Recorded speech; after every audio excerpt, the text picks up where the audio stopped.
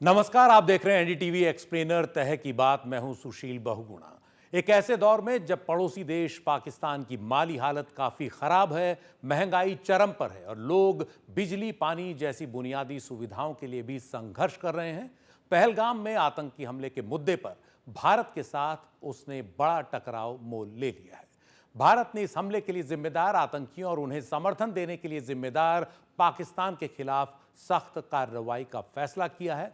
कार्रवाई कब, कहां और कैसे होगी, इसका फैसला भारत ने अपनी सेना पर छोड़ दिया है। ऐसे में यह सवाल उठ रहा है कि पाकिस्तान की जो आर्थिक हालत है उसमें अगर युद्ध होता है तो वो भारत के सामने कितना टिक पाएगा। पाकिस्तान के पास बमुश्किल 2 महीने के आयात के लिए भी पैसा नहीं बचा है। ऐसे में आज हम तुलना करेंगे भारत और पाकिस्तान की आर्थिक स्थिति की, जिसमें पाकिस्तान कहीं टिकता नहीं दिख रहा। सबसे पहले नजर डालते हैं कि दोनों देशों के सकल घरेलू उत्पाद यानी जीडीपी में कितना अंतर है। जीडीपी किसी भी देश की आर्थिक हालत को जानने समझने का एक आंकड़ा है जो उस देश की आर्थिक गतिविधियों का कुल आकार यानी साइज बताता है।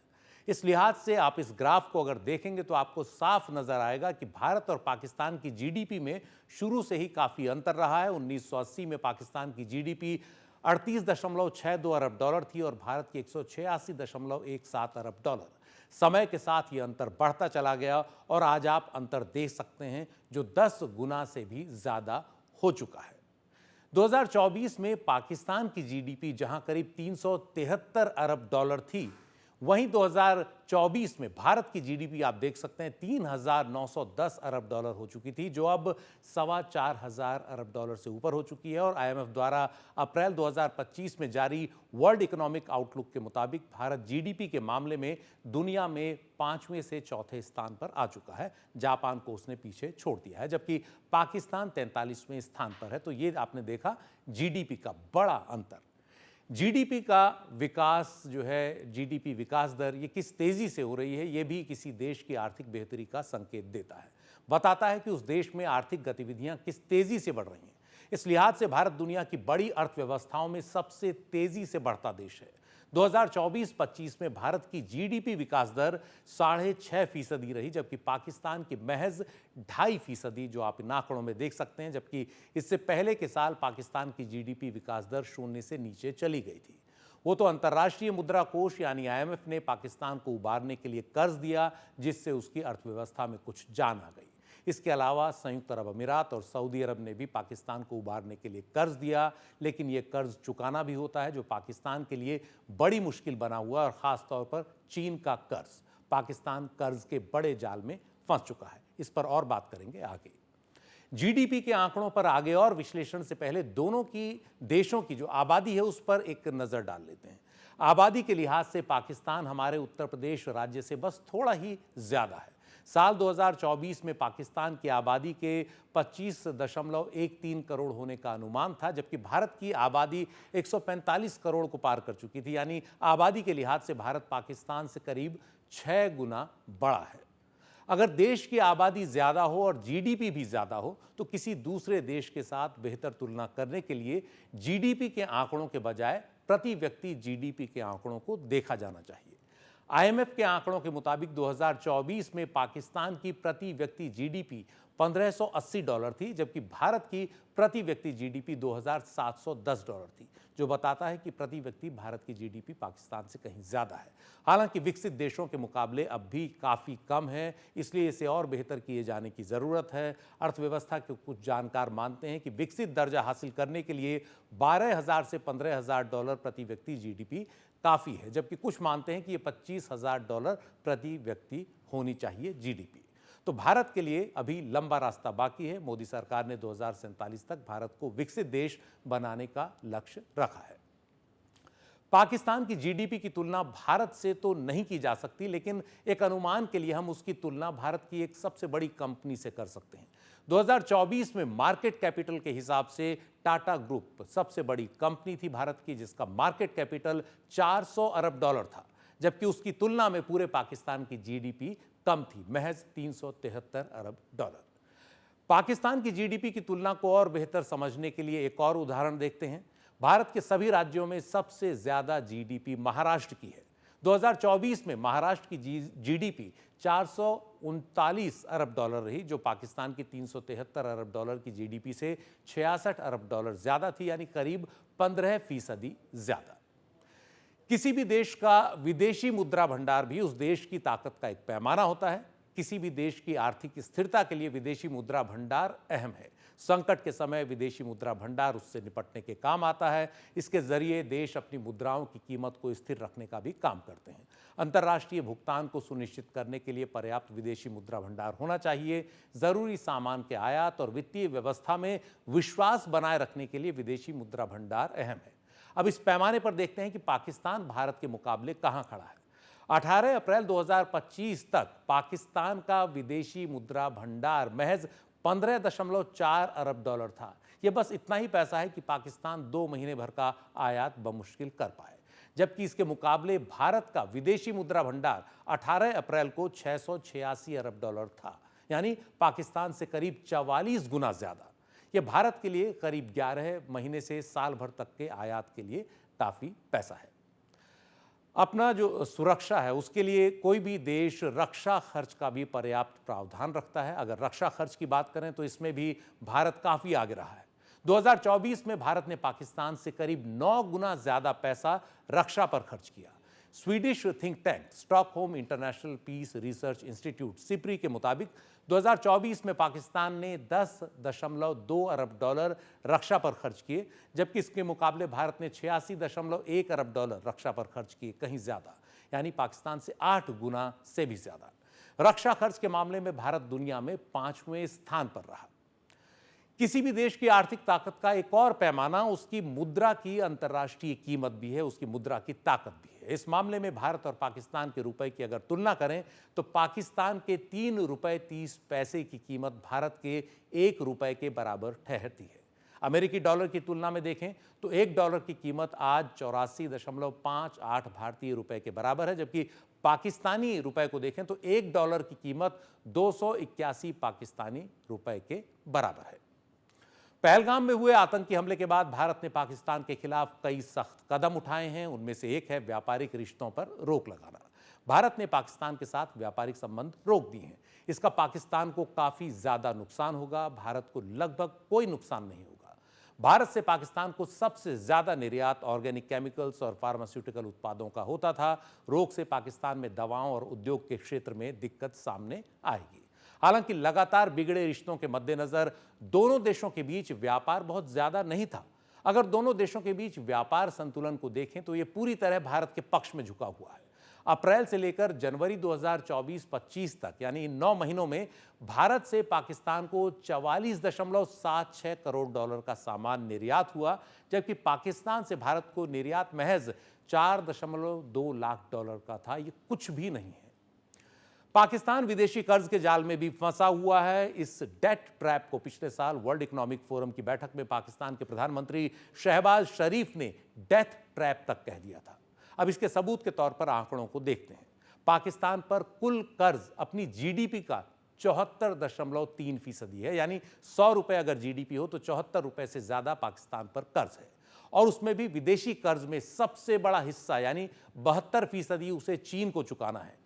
चीन द्वारा China Pakistan economic corridor CPEC के तहत बुनियादी ढांचे के विकास के लिए पाकिस्तान को दिया गया कर्ज उसकी कमर तोड़ने जा रहा है। दुनिया के कई देशों में चीन का कर्ज चुकाना उन देशों के लिए आफत बन चुका है और पाकिस्तान भी अब धीरे धीरे ये महसूस कर रहा है, लेकिन बोल नहीं सकता, क्योंकि चीन उसका ऐसा दोस्त बन गया है जिसको न छोड़ सकता है और रखते हुए भी आफत है।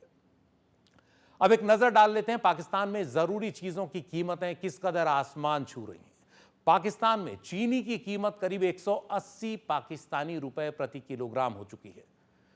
चावल देखें तो 1 किलो चावल की कीमत 340 पाकिस्तानी रुपए तक पहुंच चुकी है। चिकन, इसकी बात करें तो 1 किलो चिकन 800 रुपए तक पहुंच चुका है। 1 किलो नींबू, इसकी कीमत करीब 900 रुपए तक पहुंच चुकी है मीडिया रिपोर्ट्स के मुताबिक। 1 किलो घी पाकिस्तान में 2800 रुपए से ऊपर पहुंच गया है। और 1 किलो शहद की बात करें तो इसकी कीमत 1100 रुपए से 1500 रुपए प्रति किलो तक पहुंच गई है। और आने वाले दिनों में पाकिस्तान में खाद वगैरह की कीमत भी काफ़ी बढ़ने वाली है, दवाओं की कीमत काफ़ी बढ़ने वाली है, क्योंकि इसके लिए ज़रूरी सामान जो भारत से आयात होता था वो अब भारत से जाना बंद हो गया है। पाकिस्तान की जनता महंगाई से ही पहले ही काफ़ी त्रस्त है। देखते हैं इस जनता की कुछ बातें जो पहले ही काफ़ी परेशान है। कल हमारे घर में आटा नहीं था, आज अल्लाह का शुक्र हमने आटे का बोरी उठाया हुआ है। सामान लेने के लिए जाए 1000 रुपए की कोई औकात नहीं है यहाँ। अभी गरीब पिस रहा है ना, कोई इंसाफ करने वाला नहीं है। देखिए गरीब आदमी के लिए तो बहुत मुश्किल हो गया है। उनके लिए तो बस पाकिस्तान में जो है वेलफेयर इदारे खुले हुए हैं, ठीक है। जो गरीब आदमी वो बेचारा वहाँ जाके जो है रोटी मांग के खा लेगा। हमारा बिजली का बिल उटपटांग बिल है, किसका सर पाँव नहीं है क्या? इतनी महंगाई हो रही है, सोच से बढ़ के महंगाई हो रही है, कारोबार है नहीं और बिल देख ले 50,000 बिल आ गया इस महीने। आटा लेने आया था, बहुत बड़ी परेशानी हो रही है। हुकूमत ने बहुत महंगा आटा करा हुआ, तो इसलिए लोग आवाम परेशान हो रही है। बिल इतने आए हुए हैं, महंगाई से आदमी खुदकुशियाँ कर रहे हैं। ये किस लिए कर रहे हैं? इसीलिए कर रहे हैं कि ये बेचारे तंग है। 10,000 में खाली ये 10,000 का प्याज लगा हुआ है। बाकी चीजें खरीदेंगे, प्याज खरीदें। सब्जियाँ देख लें, आटा देख लें, चावल देख लें, पेट्रोल देख लें, जितनी भी जरूरत अशिया है बिल देख लें आप। काम सारा दिन नहीं होता, मुझे पेट्रोल के पैसे नहीं होते।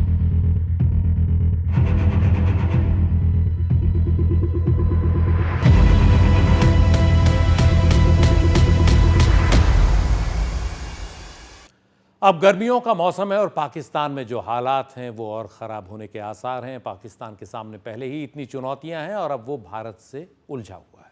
इस सब पर बात करने के लिए हमारे साथ हैं अर्थशास्त्री और foundation for advancing science and technology के CEO जयंत कृष्णा। जयंत कृष्णा जी, आपका बहुत बहुत स्वागत है। हमने पाकिस्तान से जुड़े तमाम आंकड़े बता दिए, भारत के साथ तुलना भी कर ली। मेरा पहला सवाल यह है कि पाकिस्तान के जो आर्थिक हालात हैं उन पर आपकी क्या टिप्पणी है? पाकिस्तान युद्ध की स्थिति में कितने दिन भारत के सामने टिक सकता है, इसका कोई अनुमान? देखिए, जो पाकिस्तान की अर्थव्यवस्था है वो काफ़ी शैम्बल्स में है। अगर आप देखिए उनकी टोटल जीडीपी का जो साइज़ है वो 374.6 बिलियन डॉलर के बराबर है, जो उनकी जीडीपी को रैंक करता है पाकिस्तान को 43rd सबसे बड़े इकोनॉमी के रूप में, जबकि भारत का जो साइज़ है वो करीब 4 बिलियन डॉलर के आसपास है और हमारी 5th लार्जेस्ट इकोनॉमी है, पाकिस्तान की 43rd लार्जेस्ट इकोनॉमी है। तो उनकी अर्थव्यवस्था काफ़ी तरह से आप उन्हें एक फेल्ड कंट्री के रूप में देख सकते हैं, जो एक दुख का विषय है एक्चुअली। और अगर आप हमें देखिए तो उनका जो जीडीपी का ग्रोथ रेट है, अगर भारत 6-7% ग्रो करता है, उनकी जीडीपी पिछले 1-2 साल में 2-2.5% पर एनम ग्रोथ करी है। तो ये एक बहुत ही एक बहुत चिंता का विषय है और खासतौर से पाकिस्तान एक समय भारत का अभिन्न अंग था, हम दोनों एक ही मुल्क थे और उनकी इकोनॉमी, उनकी कंट्री को इतना डाउनहिल जाते देख कर किसी को जाहिर है खुशी नहीं होती। और मुझे लगता है कि अगर कोई मिलिट्री शोडाउन होता है तो बहुत ज़्यादा दिन तक, हफ्ता 10 दिन से ज़्यादा पाकिस्तान उसको सस्टेन नहीं कर पाएगा, जो उनकी हालत है इकोनॉमी की, अनलेस उन्हें कोई एक बड़ा कंट्री, चाइना डायरेक्टली या यूएस इनडायरेक्टली सपोर्ट करके युद्ध स्थल पे आए। तो अगर ऐसा नहीं हुआ तो पाकिस्तान अपने ऑन इट्स ओन मुझे नहीं लगता कि वो सस्टेन कर पाएगा कोई भी वॉर या वॉर लाइक सिचुएशन को। मेरा दूसरा सवाल यह है कि पाकिस्तान के सामने सबसे बड़ी आर्थिक चुनौतियां इस वक्त क्या हैं, जिन पर उसे ज्यादा ध्यान देना चाहिए बनिस्बत भारत से उलझने के? कि मुझे लगता है कि पाकिस्तान ने सबसे बड़ी गलती ये करी कि उनका पूरा एक वो डिवाइडेड एक कंट्री के डिवीजन के रूप में उभरा था और वहां पर उन्होंने रिलीजन को एक बेस बनाकर और कश्मीर को बहुत ज्यादा एक मुद्दा बना के और भारत के साथ स्कोर सेटल करने को जो इतनी प्राथमिकता दी है, उसके वजह से उनका बड़ा नुकसान हुआ है, उनकी इकोनॉमी का भी, और जो उनकी जो रेपुटेशन है पूरे दुनिया में वो भी उसको एडवर्स इम्पैक्ट उसका हुआ है। और इसके वजह आप देख लीजिए, जो ह्यूमन डेवलपमेंट इंडेक्स कही जाती है, जो इकोनॉमिस्ट बोलते हैं, जो दिखाता है कि आपका कंट्री कितना डेवलप्ड है in terms of health care, education, energy और क्वालिटी ऑफ लाइफ इंडिकेटर्स में, उनका 164th रैंक है उनका दुनिया के सारे देशों में। और पर कैपिटा इनकम के फॉर्म में देखिए तो 161 रैंक है उनका। और अगर आप उन कंट्रीज का लिस्ट देखिए जो पाकिस्तान से भी नीचे प्लेस्ड है, बहुत से लोग ये जानते भी नहीं होंगे कि ये मुल्क कहाँ पे दुनिया में स्थित है। तो मुझे लगता है पाकिस्तान को इन सब चीजों में पर कैपिटा इनकम बढ़ाने की जरूरत है, ह्यूमन डेवलपमेंट इंडेक्स बढ़ाने की जरूरत है, और अपना जीडीपी को ग्रोथ रेट बढ़ाने की जरूरत है। नहीं तो अपने जिसको कहते हैं कि laying all eggs in Chinese basket, उससे उनका कुछ खास निकल के नहीं आने वाला है और उनकी इकोनॉमी और गिरती ही जाएगी। ये बहुत जरूरी है। जैसे भारत ने अगर आप देखिए तो आईटी, सॉफ्टवेयर सर्विसेज के क्षेत्र में इतना काम किया है, मैन्युफैक्चरिंग में, ऑटोमोबाइल के क्षेत्र में इतना काम किया है, बायोटेक्नोलॉजी के क्षेत्र में काम किया है। तो पाकिस्तान को अपनी क्या कोर कॉम्पिटेंस है ये चिन्हित करनी पड़ेगी और उन पे काम करके आगे बढ़ना पड़ेगा। नहीं तो उनकी इकोनॉमी और भी गिरेगी। और एक भारत को एक रिस्पॉन्सिबल नेबर होने के नाते ये कोई बहुत अच्छी खबर भारत के लिए भी नहीं हो सकती। कायदे से पाकिस्तान को भारत को मोस्ट फेवर्ड नेशन का स्टेटस देना चाहिए, जिससे भारत और पाकिस्तान के बीच में ट्रेड बढ़े। अभी तो जो समस्याएं हैं उन हम जानते हैं, बट जब रिलेशनशिप थोड़ी नॉर्मलाइज होगी तो ये बहुत जरूरी है, क्योंकि ये मोस्ट फेवर्ड नेशन के स्टेटस से भारत से ज्यादा पाकिस्तान की इकोनॉमी को फायदा होगा अगर वो भारत को इसका दर्जा देते हैं। तो बहुत सारी चीजें हैं जिस पे पाकिस्तान को फोकस करना है अगर उनके इकोनॉमी को दोबारा वो स्ट्रेंथन करने की उनमें मंशा है तो। और मेरा तीसरा और आखिरी सवाल यह है कि पाकिस्तान चीन के कर्ज के जाल में कितना फंस चुका है? देखिए, दो क्षेत्रों में, एक वो एनर्जी के क्षेत्र में, बिजली के क्षेत्र में, और इंफ्रास्ट्रक्चर के क्षेत्र में बहुत ज्यादा चाइना ने इन्वेस्टमेंट किया हुआ है पाकिस्तान में। एक चाइना पाकिस्तान इकोनॉमिक कॉरिडोर का विजुअलाइजेशन किया गया था, जो कुछ पार्ट उसका रियलिटी हो गया है, कुछ अभी भी बनना है।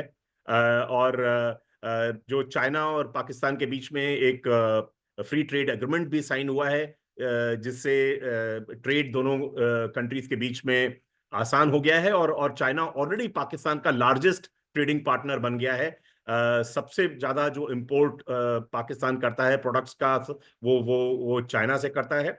और इसीलिए उनका जो ट्रेड डेफिसिट है वो चाइना के फेवर में है और पाकिस्तान के अगेंस्ट है। ये बहुत बड़ा, करीब सिर्फ $25 बिलियन का ट्रेड है उन दोनों के बीच में, और उसमें भी बहुत ज्यादा डेफिसिट बहुत बड़ा है। और मुझे लगता है कि चाइना का अगर आप देखिए पिछले साल भर का हिस्ट्री देखिए तो उन्होंने कई चीजों में ऐसा प्लान किया है। जैसे उनके जो कर्जे हैं उसके रोल ओवर की बात करी है, करीब 3 से 5 साल के करीब $12 बिलियन के कर्जों की बात करी है। अगर आप चाइना ने जो एनर्जी सेक्टर में इन्वेस्टमेंट किया है उसमें उन्होंने लोन्स जो $15 बिलियन के हैं वो ना दे पाने की, उसको ना सर्विस कर पाने की अपनी मजबूरी दिखाई है, और चाइना से रिक्वेस्ट किया है कि इसको आप रीस्ट्रक्चर करिए उन कर्जों को, और ज्यादा से ज्यादा समय हमें दीजिए उसको पे करने के लिए। IMF से भी बेल आउट की कोशिश करी है। तो मुझे लगता है कि देखिए, चाइना के लिए पाकिस्तान एक बिजनेस अपॉर्चुनिटी से ज्यादा कुछ नहीं है, और थोड़ा सा उन्हें लगता है कि वीज़ा-वी इंडिया चाइना को एक जियोपॉलिटिकल तरह से भी उनकी पोजीशन को जो वर्ल्ड मैप में है उसका फायदा उठाना चाहता है चाइना। लेकिन मुझे लगता है कि चाइना एक अपने बिजनेस इंटरेस्ट के बियॉन्ड कोई बहुत ज्यादा पाकिस्तान का कोई ऐसा मसीहा बन के सामने नहीं आया है। तो पाकिस्तान को भी देखना पड़ेगा कि कितना ज्यादा अपनी इकोनॉमी को वो चाइनीज इन्वेस्टमेंट से एक्सपोज करके रखेंगे, और ये लॉन्ग टर्म उनके लिए अच्छा है कि नहीं। मुझे तो नहीं लगता कि बहुत ज्यादा ये दोस्ती कोई दो दोस्तों की कोई एक दोस्ती का नतीजा है। मुझे लगता है चाइना के इकोनॉमिक इंटरेस्ट हैं और जियोपॉलिटिकल इंटरेस्ट हैं, जिसकी वजह से वो पाकिस्तान को लोन्स और जो चाइना पाकिस्तान इकोनॉमिक कॉरिडोर है इसको बनाने की बात कर रहा है। तो मुझे लगता है पाकिस्तान को एक रिस्पॉन्सिबल नेशन की तरह से आगे बढ़कर अपनी इकोनॉमी को संवारना होगा। ये बहुत जरूरी है। जयंत कृष्णा जी, हमसे बातचीत करने के लिए बहुत बहुत धन्यवाद। तो ये हैं पाकिस्तान के हालात। NDTV एक्सप्लेनर में आज इतना ही। नमस्कार।